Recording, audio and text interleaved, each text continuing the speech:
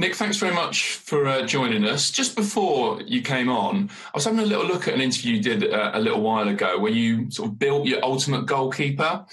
Diving, De Gea you had, reflexes, Schmeichel, handling, Czech, distribution, Edison, positioning, Courtois. Do you remember? Yeah. What you got to say about it? Well, no. I'm not quibbling with your choices. It was just interesting seeing you do that. It sounded like you're a real student of the game, like you really have gone through video footage, watched all these guys and others, I'm sure, really closely. Is that the kind of guy you are? I think I was kind of encouraged from a young age to watch other goalies, especially obviously the top goalies as well, and kind of appreciate different bits of their game really, and what people's strengths are, and try and incorporate them into my own game really. So that's something that as a goalkeeper, you've got such an individual position. It's kind of easy to watch and to study, and the game, if you like, by just watching, the goalkeepers and what they do. So yeah, it's a little bit of student of the game. It's nice to, watch everyone and how they do it. It's like, say, goalkeeper's one position, but so many different styles and techniques. It's really interesting. So when did that start then, would you say? How old? Obviously, just from a young age, I've always been a goalkeeper, since I was kind of 7, 8. So I've always kind of been a goalkeeper.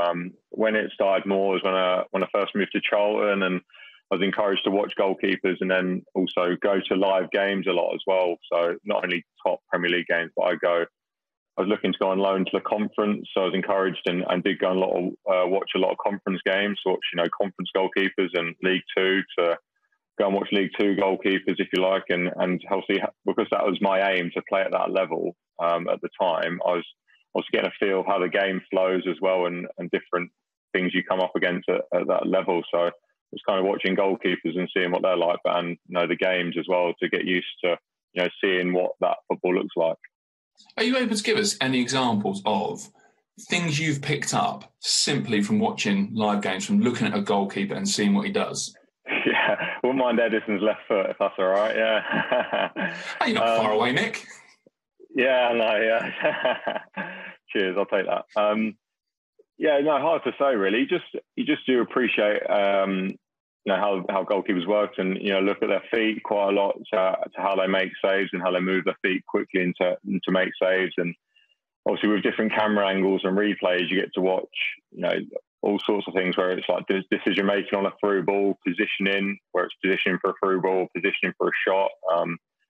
So there's just all these different things, and at the end of the day, when you build it into your game, you kind of take bits that you like, and then you kind of work out what's best for yourself, and what you feel comfortable doing, and what you think is going to be most effective at the end of the day. So yeah, it's interesting to watch whether I don't agree, but whether that's not my style or technique to do it. It's really interesting to see different styles and techniques of goalkeeping. So who did you love then as a kid? It sounds like Schmeichel might have been one of your first.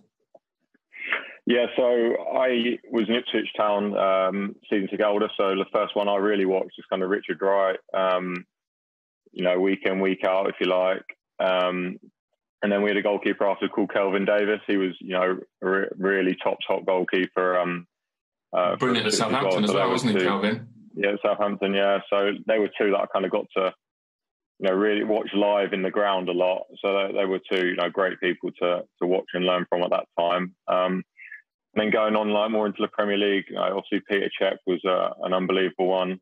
When he first came to the league, I think set all sorts of records of clean sheets and minutes without conceding, and he was someone that I really enjoyed to watch. And also a little bit for me is kind of goalkeepers of similar size and build. I think it would be harder for me to take some stuff from goalkeepers that might be 6 foot and really springy and really quick, because that's like a different style for myself. So are you 6'6"? Yeah.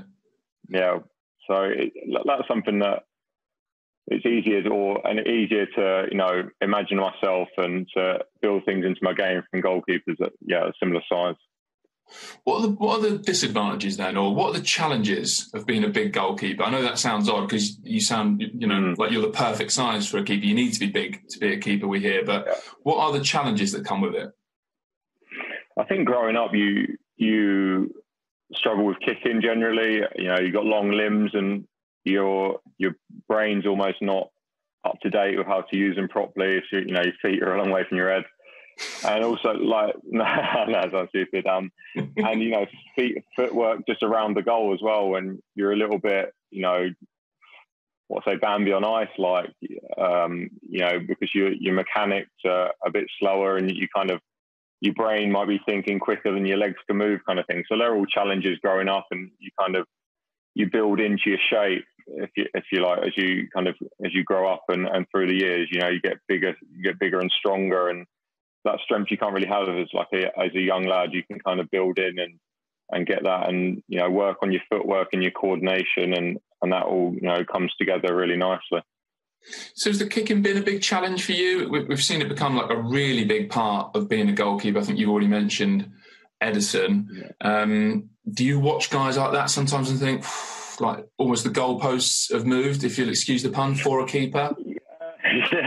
Yeah. I think the game's come on a lot, partly to do with goalkeepers in the skill level, and partly to do with the coaches, and the managing styles probably shifted a little bit. I think goalkeepers kind of, when they first went on the field, and obviously a few years ago it'd be, keep a clean sheet, nothing else really matters, just stop the ball going in the net, where it's kind of shifted a bit now, and you're seeing as someone who can, change the tempo of the whole game and can start attacks and build attacks.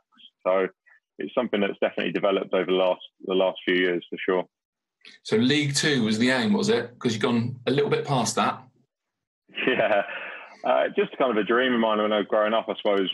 Obviously, everyone wants to play for Premier League. Everyone wants to play for England. But I was one of them kids. I'd always stay up late and watch the goals on a Saturday night after the games. And League Two was the lowest level that you could get on TV and, watch the goals. So when I was signed for Charlton, I knew I'd be going on a lot of loan spells, and I started in the Ryman Premier. So I was like, good three levels below League Two. So I thought that was quite a realistic aim, if you like, and something that I thought was possible with Charlton. My parent club being a League One club at the time, and then a Championship club. It was something that I really aspired to do, really, and something that was a definite massive goal of mine.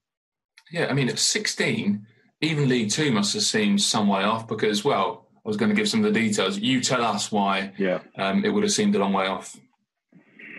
Yeah, I suppose, I got released at 16 from Ipswich. So obviously off to find a new club, which I didn't do. So I didn't do a scholarship anywhere, as, I think 99% of professional footballers would do. So I went off to, do a college and study and do my football around that. I was really lucky that, the college I went to had a really good football scheme and something where we trained nearly every day, and there was loads of games as well, and great coaches as well. So there was something, I didn't fall into it, but it's something that in hindsight worked out, unbelievably well for myself, and fitted me to a T.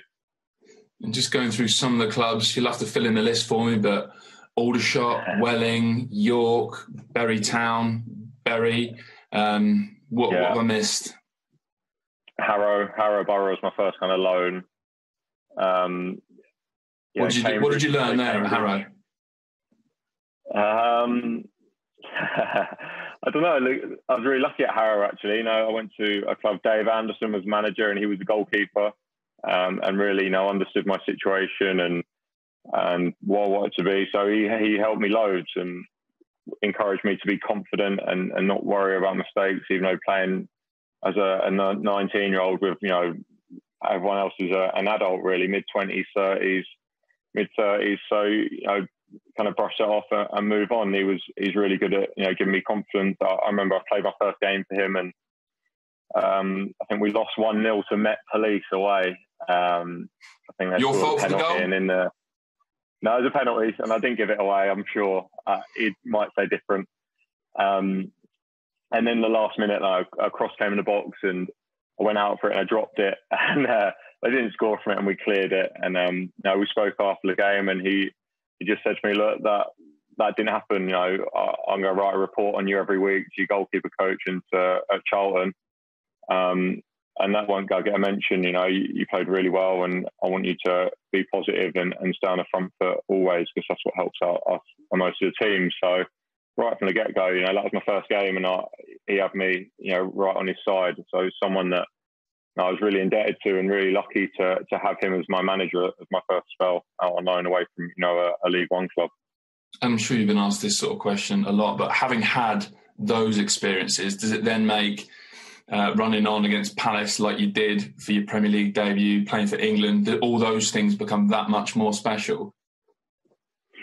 Yeah, I suppose so. Yeah, you get the odd pinch yourself moment, and obviously for my friends and family that have kind of followed me, since them days all the way to where we are now. I think for them as well, it's really crazy, really, to be able to say that you're doing that at 19 and the next level at 21 and 20 and 21, and you build on and you've kind of kept growing and growing and kept kind of the upward trajectory to get to where I am now. It is crazy. And if anyone would have said that when I was 19 or 16 or whatever, you would say, you're silly.